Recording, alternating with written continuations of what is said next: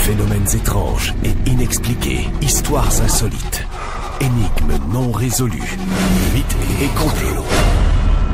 Toujours un moment que vous appréciez, que j'apprécie aussi énormément.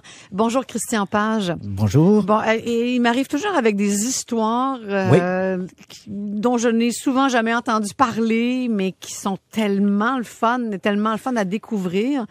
Et là, on s'en va en 1900, dans les années 40. Oui, voilà. Un événement qui va marquer, en fait, la culture populaire. C'est pas simplement un événement qui marque le domaine de l'étrange et de l'insolite. Ça va marquer profondément la culture populaire.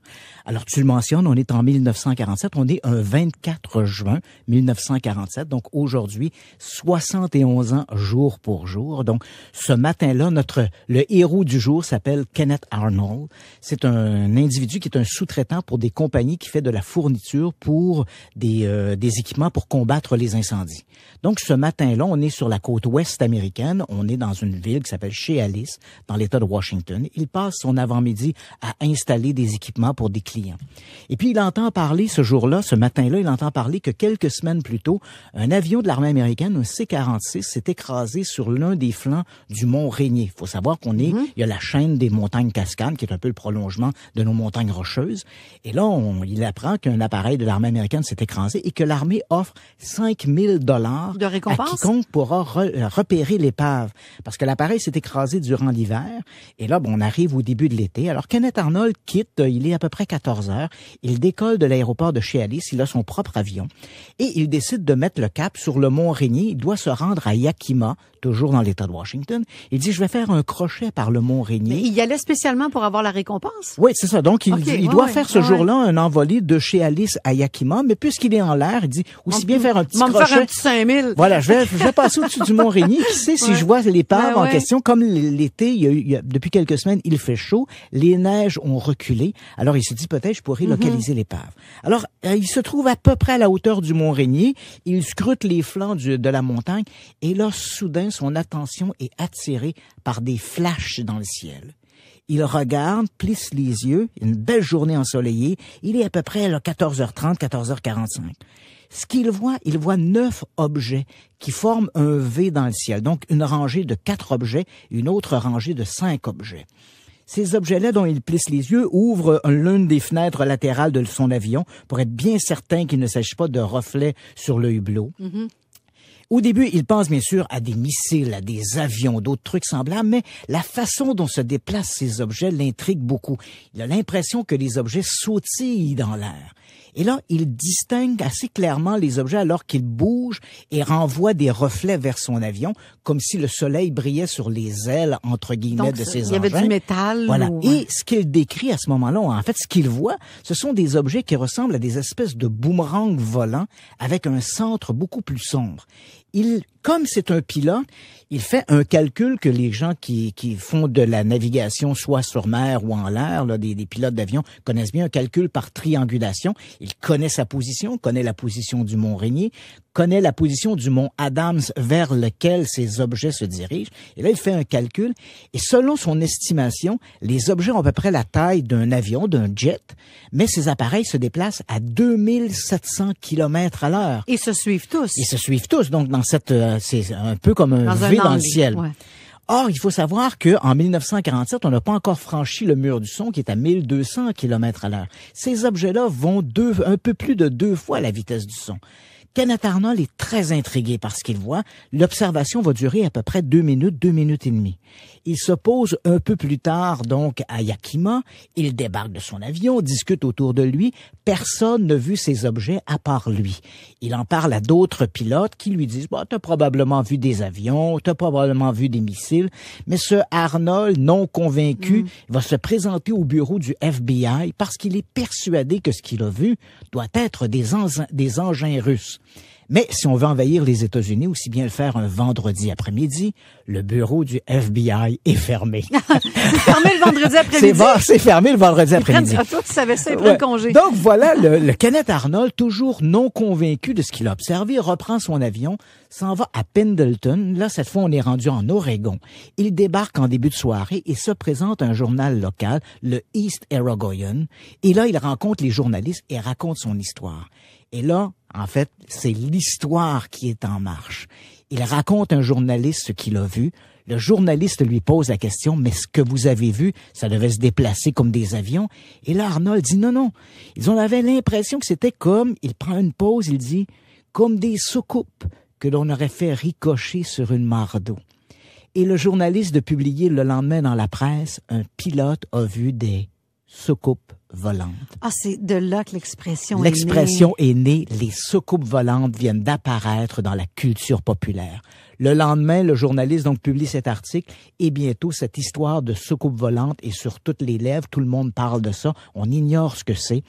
Et écoute, Marie-Hélène, pour ceux qui nous écoutent, partez votre enregistreuse parce que j'ai sorti de mes archives un enregistrement de 1947 parce que évidemment tout ça, ça alimente énormément la presse. Les journalistes veulent avoir de la bouche du cheval ce qui s'est passé et on communique avec Kenneth Arnold et le lendemain, donc le 25 juin 1947, il est à une petite radio dans l'État de l'Oregon. Et voici comment il raconte son histoire. C'est 1 minute 30. C'est peut-être long si vous ne parlez pas la langue de Shakespeare, mais c'est une pièce d'anthologie. C'est en anthologie. Newscaster in every newspaper across the nation has made headlines out of it, and this afternoon we are honored indeed to have here in our studio this man, Kenneth Arnold. Kenneth, first of all, if you'll move up here to the microphone just a little closer, we'll ask you to just tell in your own fashion, as you told us last night in your hotel room and again this morning, what you were doing there and how this entire thing started. Go ahead, Kenneth. Well, at about 2:15, I took off from Chehalis, Washington, en route to Yakima, and I climbed back up to 9,200 feet, and I noticed to the left of me a chain which looked to me like the tail of a Chinese kite, kind of weaving and going at a terrific speed across the face of Mount Rainier. I at first thought they were geese because it flew like geese, but it was going so fast that I immediately changed my mind and decided it was a bunch of new jet planes in formation. They seemed to flip and flash in the sun just like a mirror. And as I kept looking at them, I kept looking for their tails. They didn't have any tails. I thought, well, maybe something's wrong with my eyes. C'est impressionnant quand même. Absolument. Il est devenu une vedette, j'imagine, ce monsieur-là. Absolument. Et en 1952, il va publier un premier livre dans lequel il raconte toute cette histoire-là. Et ce qui est amusant ici, c'est l'événement qui va marquer l'apparition des soucoupes volantes, l'ère moderne des soucoupes volantes naît avec l'apparition, cette observation de Kenneth Arnold. Mais ce qui est d'autant plus intéressant, on voit aussi comment la culture populaire va s'ajuster au récit. En ce sens que Kenneth Arnold n'a jamais vu de soucoupes volantes. Il a vu des boomerangs volants qui se déplaçaient comme des soucoupes volantes, comme des soucoupes. Oui, parce que ça n'avait pas du tout la forme d'une soucoupe, ce qu'il avait vu. Quand il prend l'expression soucoupe, c'est pour décrire le mouvement des objets, c'est pour faire une analogie avec le mouvement des objets, non pas la forme des objets. Et il y a cette erreur journalistique lorsque le journaliste, Bill Beckett, écrit cet article. Il dit un pilote a vu des soucoupes volantes. Il fait cette confusion et c'est amusant parce que du jour au lendemain, des gens vont se mettre à voir des soucoupes volantes. Mais même, ça a été représenté dans des films. Voilà. Les premiers films d'OVNI montrent des soucoupes volantes. Oui, donc, c'est dans la foulée de l'observation de Kenneth Arnold.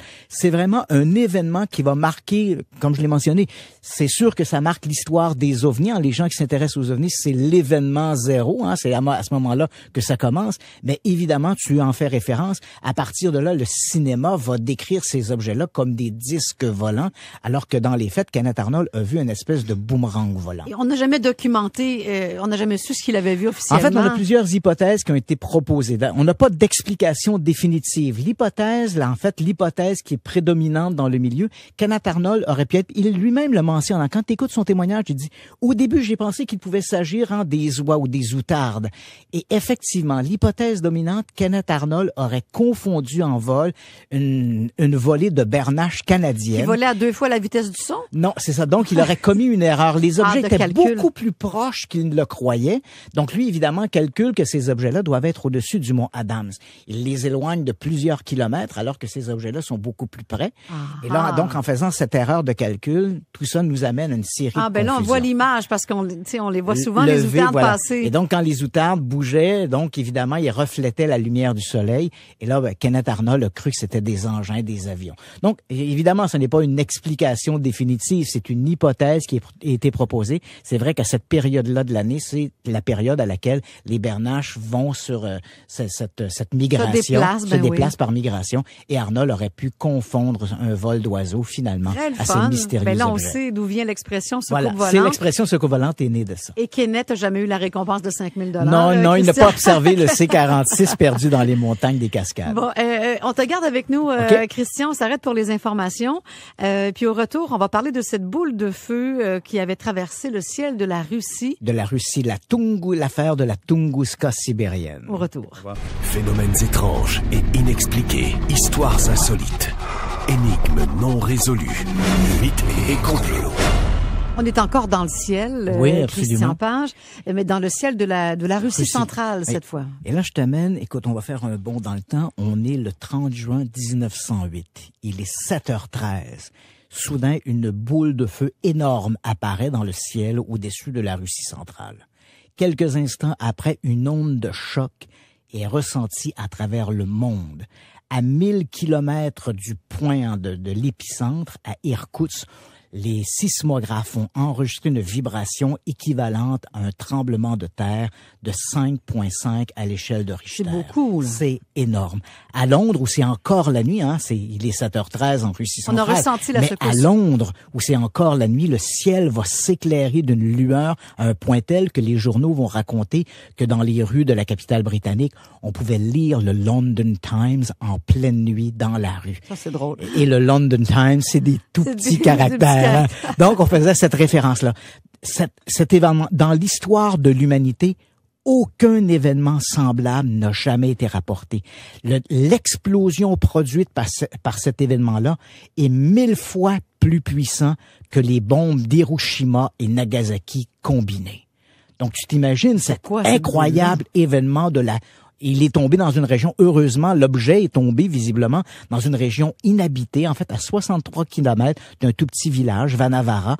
Et heureusement, c'est une région qui est très peu peuplée, si ce n'est quelques petites communautés autochtones, des autochtones qu'on appelle les Mansi, qui sont les descendants des troupes mongoles qui ont occupé cette région-là de la Russie.